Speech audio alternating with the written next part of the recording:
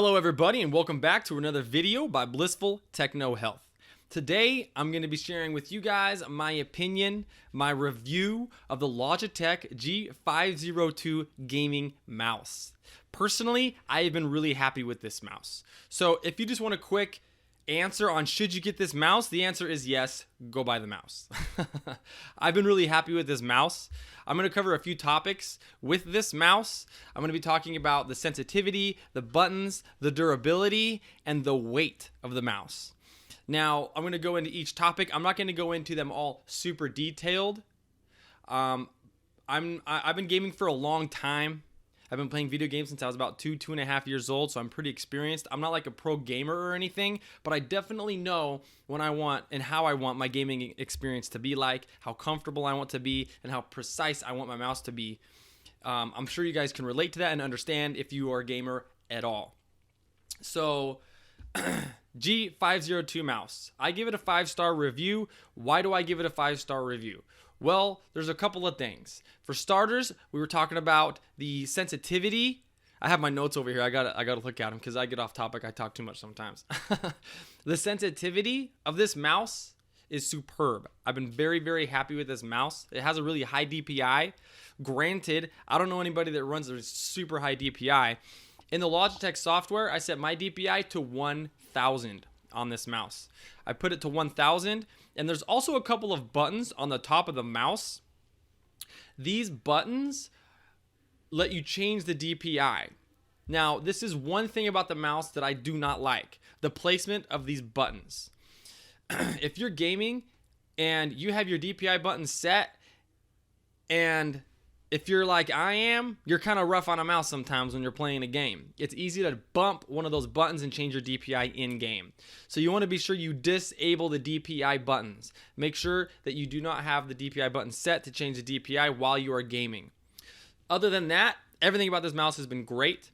I set the DPI, like I said, to 1000. From there, I go into the games that I'm playing, change the sensitivity in the game, and I get it narrowed in perfectly. I love it. It's a great mouse.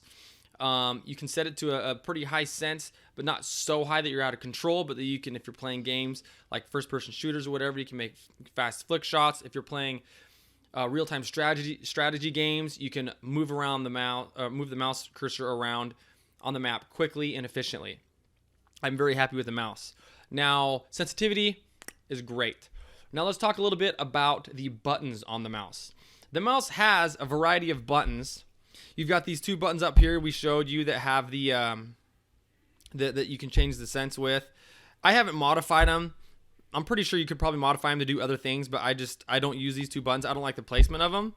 But you have these other three buttons here, and these buttons I use a lot when I'm playing Fortnite. You can use them for builds, different building pieces and whatnot.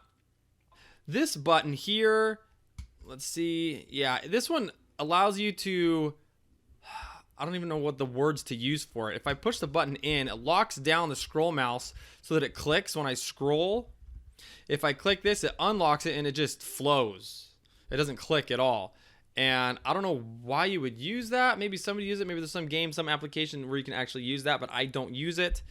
So yeah, there's that. Other than that, then you got your left click, your right click, and obviously you can click down with your middle button. I never use that personally, but I mean, you can do that. I know some people who do, but those are the buttons. What I like is there's not an overabundance of buttons. There's just the perfect amount.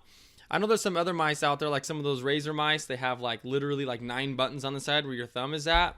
And some people might like that, and they might work good for some applications. But for me personally, I don't have that kind of agility with my thumb and muscle memory to be able to work with that many buttons with just my thumb while I'm playing a game. Some people do. That's great. I'd rather just use keys on my keyboard.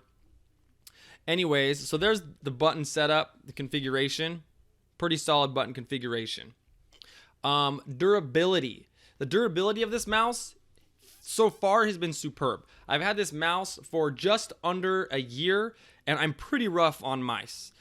I've been really happy with Logitech's mice in general. They're all very durable. The mouse I had before this one was also a Logitech, and I literally had it for probably 6 to 7 years. I can't even remember which one it was. It was actually very similar to this mouse. So, been very happy. It's been very durable. I beat up on the mouse pretty bad, and it's held up. The last thing I want to talk about on this mouse is you have the ability to add weights to the mouse.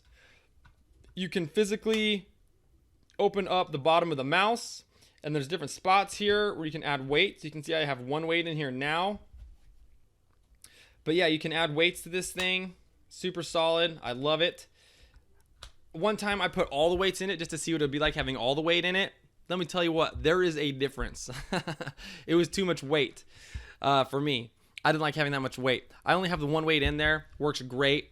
The mouse itself, even without the weights, works fine. You don't even have to use any of the weights. It's a solid mouse, and it's got some weight to it even without any of the weights in the mouse. So they're really not necessary depending on how you like the weight of your mouse. But just take note, you really don't need them. I have just the one in there, and I've run it without the one, and you can hardly tell the difference between just the one weight and zero.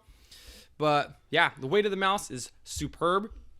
It's easy to configure in the software. I will actually create another video on how to configure this mouse and how I have it configured, how the software works, a little bit more in depth, how to disable some of the buttons if you don't want some of the buttons in there. Anyways, you guys, I hope that you find this video helpful. I hope that you are able to make a wise decision on your purchase. Like I said, I give this mouse a 5-star review. Because one, all those 4 categories I talked about, the sense, the buttons, the durability, and the weight, they're all perfect for me. They work great. You get comfortable with the mouse, and it is fantastic. So my 5-star review, this is what you got. I hope you guys enjoyed this video. I hope you find it helpful. Hit the thumbs up on this video, please.